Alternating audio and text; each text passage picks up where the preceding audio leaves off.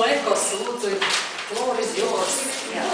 Labdien, man ir liels prieks atrasties Eiropā, kā es sapratu pēc iepriekšējās prezentācijas, ka Valmiera jau ir Eiropā, Rīgā vēl, jā, ir pēc laiks. Mēs jau saistībā ar attīstību šķirošanu noteikti. Komā ekos prezentācija būs divās daļās. Pirmo daļu stāstīšu es, mani sauc Sanita Rībana. Es mazliet pastāstīšu par pētījumu, kas mums lika izvirzīt tādu diezgan pretenciozu, taču, manuprāt, diezgan reālu mērķi. 3 vārdos pastāstīšu par organizāciju un mazliet vairāk par pētījumu. Savukārt, man kolēģi Matera jau pastāstīs vairāk dažādas idejas, ko katrs mēs varam darīt, lai šī vīzija arī kļūtu par realitāti. 3 vārdos par mums. Mēs esam biedrība, sabiedriskā labuma biedrība. Esam dibināti pirms jau vairākiem gadiem, 2007. gadā.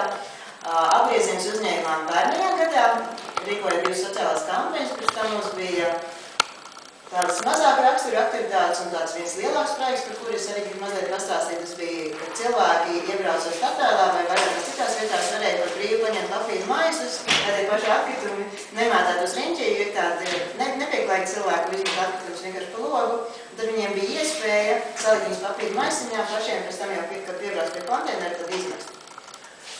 Mēs struktūru var izteikt 3 vārdos. Mums ir valde, tad esam 2 darbinieki, kas ir tā ilgāku laiku, un tad ir reizēm gadās kāds cilvēks uz kādu projektu. Un tad mums ir ļoti daudz brīvprātīgi, ar ko mēs sadarbojamies, kuriem ir dažādas idejas, un brīvprātīgi ir ļoti dažādi veidi, sākot no ekspertiem, kas mums palīdz ar savu viedokli, beidzot ar cilvēkiem, kas varbūt palīdz kādreiz taisīt nozīmības. Un mūsu būtība var izteikt 3 vārdos, tā ir vide, tas ir cilvēks un tie ir paradumi. Mēs nolēmām, ka fokus mums ir nepieciešams, tāpēc, ka nav noslēpums, ka vidas organizācija Latvijā ir diezgan daudz. Un tāpēc ir svarīgi, un visu neizdarīšu, pasauli uzreiz neizglābs, un tāpēc ir jāsāk ar kaut ko, un tad mēs sapratām, vide pats par sevi, mēs esam vidas organizācija. Cilvēks, kas pat varētu precizēt pilsētnieks, jo mēs dzīvojam pilsētā, un tomēr atšķirās paradumi pilsētā, atšķirās dzīvesveids pilsētniekam un cilvēkiem, kurš dzīvo laukos, un pilsētnieks varbūt ne vairāk tā aiz tādu snobismu, drīzāk dēļ tā, ka mēs paši dzīvojam pilsētā, līdz ar to jo mēs vienkārši labāk pārzinām. Ja mēs dzīvotu laukos, tad to mēs pārzinās labāk, un mēs fokusētos uz laukiem. Un paradumi, tas ir tas, ar ko viss sākās. Es pat no savas pieredzes varu teikt, ka esmu izjukusi, ka nomainot vienu paradumu, tad pilnīgi kā zobratā mainās visi pārējie, ka tad pēc dažiem gadiem pats sēdi un skaties uz sevi 5 gadus atpakaļ, un pat nesaproti, vai to var salikt kopā vai nevar. Tāpat arī cilvēki, pat ja viņš ieņem augstu amatpersonu, ir valsts prezidents vai ministrs vai hokejists vai populārs dziedātājs vai varbūt liela biznesa īpašnieks, pirmkārt viņš ir cilvēks. Un tas, kā viņš rīkosies mājās un kādi būs viņa paradumi kā cilvēkam, lielā mērā arī ietekmēs viņam biznesa paradumus. Tāpēc, ka nevar cilvēks atšķirt divās daļās, cilvēks tomēr ir vienots subkāds. Tas, ko mēs gribam panākt, ir izsakāms ļoti vienkārši. Mēs uzskatām, ka ir jādzīvo tā, lai ne tikai mums, bet arī mūsu mazbērniem būtu labi, jo pat labam, kā reizēm tendence ir pasaulē, tādas dažas, varbūt vairākas nelāgas, tad mums varbūt ir ērti, varbūt mūsu bērniem vēl kaut cik, bet iespējams mūsu pašbērniem būs jādzīvo kādā geto, jāstaigā ar gāzmaskām un dzīvos vidū atkritumu kalnos, un tā mums negribētu. Tas, kā mēs strādājam, pirmo es izcēlu sociālās kampaņas, jo varbūt tas ir tas, ar ko mēs esam īpaši arī pārējo zaļo organizāciju vidū. Pērnajā gadā mēs organizējam 2. Viena bija zaļākā Latvijas zaļākā valsts pasaulē, par ko es mazliet vairāk pastāstīšu uz priekšu, un otrs bija 10-10-10, kas ir akcija, kas notiek visā pasaulē, un mēs uzņēmāmies koordinēšanu Latvijā, un akcijas būtība bija tāda, ka mēs katrs kaut ko varam darīt, kaut ko konkrētu, lai samazinātu CO2 izmešu skaitu, uzlabotu vidi, tā būtu tīrāka. Un lai ko tur zinātnieki runātu, bet visi mūsu paradumi ietekmē gan klimatu, gan dabu, gan jūri. Es runāju par to, ka mēs būtu dažādi viedokļi saistībā par to, vai CO2 emisijām ir sakars ar klimatu izmaiņām vai nav. Mēs parunājam, mēs savstarpēji sapratām, galu galā tas ir sekundāri, svarīgi tomēr, kā mēs rīkojamies, tas atstāv ietekmi, neatkarīgi no dažādiem lieliem pētījumiem. Otrs ir radošās darbnīcas mūzikas un izklaides pasākumos. Mēs pērnajā gadā bija ļoti aktīvi, mēs faktiski, man liekas, reti, kur mēs nebijām. Mēs bijām gan pozitīvsā, gan labā dabā, gan vēl visādos pasākumos. Un tas, ko mēs darām, mēs piedāvājam dažādas radošās darbnīcas, piemēram, no dabai draudzīgiem traukiem. Sadarbībā ar vienu mākslinieci mēs vadījām tādu tā kā autoru darbnīcu, kā var taisīt perkusijas. Un tad bērni, piemēram, dziesmu svētkos vai personu festivāli, ne, bet vienā, ir citi pasākumi, bet bieži viņi uztaisa perkusijas un pēc tam viņi var mācīties arī spēlēt tās un pēc tam lietot. Tāpat mums ir bijis arī darbnīca, kur no teklifakām var taisīt makciņus. Un mēs arī šobrīd arī attīstām vairākus arī citus darbnīcas veidus, lai varētu izpausties. Arī dabas koncertzālē, piemēram, bija, mēs rīkojam darbnīcu, ka cilvēki var apgleznot kaut ko, viena no dabas koncertzālē bija privātā teritorijā, un tad mēs atlasījām kaikas, un cilvēki varēja gleznot uz akmeņiem, tā kā izteikt savu domu, tā kā interpretēt kaikas jau tādā vizuālā veidā. Mums ir arī izglītojuši pasākumi, tādas varbūt nozīmīgākais pērnā gadu nogalē bija divi, bija Zaļo ideju plenērs, ko mēs piedalījāmies rīkojam kopā ar citām organizācijām. Mēs bijām viena no rīkotiem, ne paši galveniem, bet devām arī lielu ieguldījumu. Mums bija nedēļa garš pasākums tādā kafejnīcā Dēpīdīlu Rīgā, kad notika viss kaut kas sākot ar modes šovu, beidzot ar ideju apmaiņu.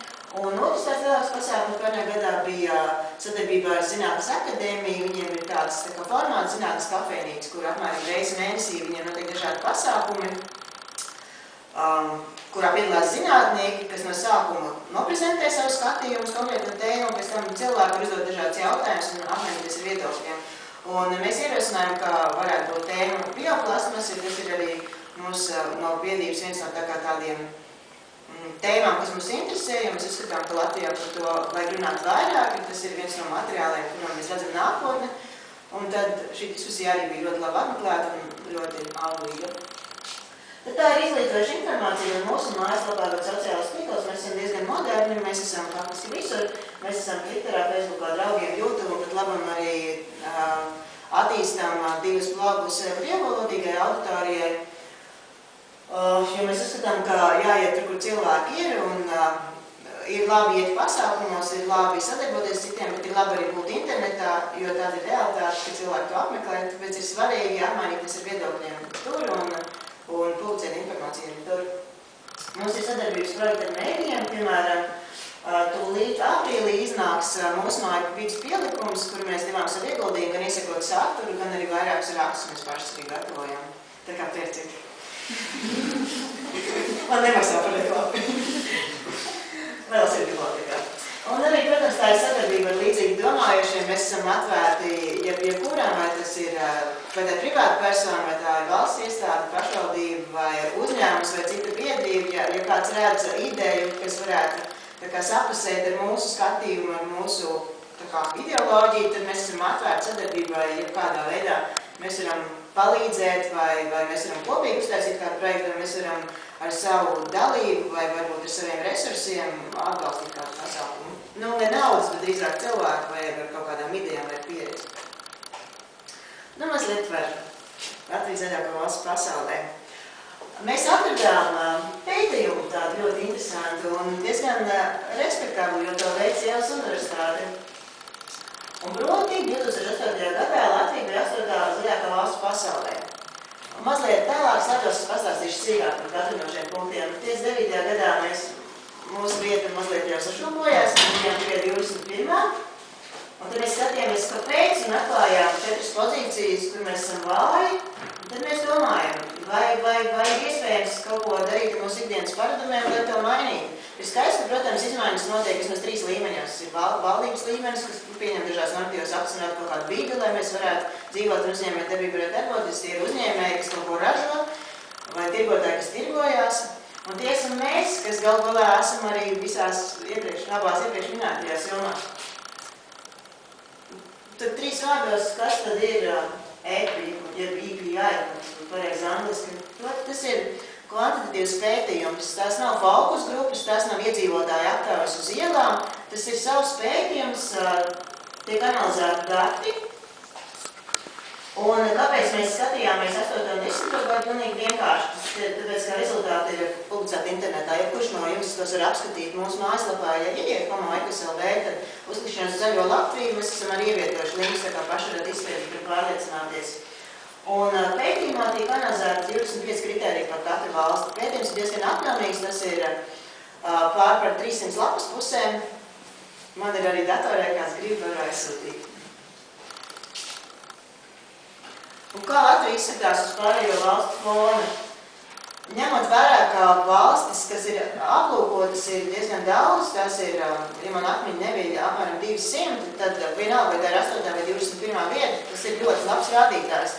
Ja mēs atceramies, ka pēdējos gados tādā publiskajā komunikācija telpā diezgan depresīvas noskaņojums. Mēs esam ļoti augstās vietās saistībā ar korupciju, ar vardarbību ģimenē, ar emigrējušo cilvēku skaitu. Mums ir augsta vīriešu mirstība, mums ir vardarbība ģimenē, mums jaunieši lieto narkotikas, cilvēki mirst no aids, kas tad vēl arvien vairāk mirst un mazāk dzimst.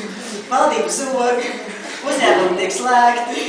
Nu, brīnišķīgāji. Tad kaut kas labs, un pie tam pilnīgi nenobaigs grābts.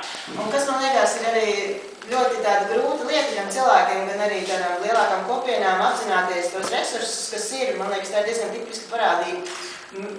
Tiekties pret kaut kā, kam liekas, kā vajadzētu būt un meklēt savas stiprās puses, kur to nav, savukārt nepamanīt kaut ko, kur tas ir.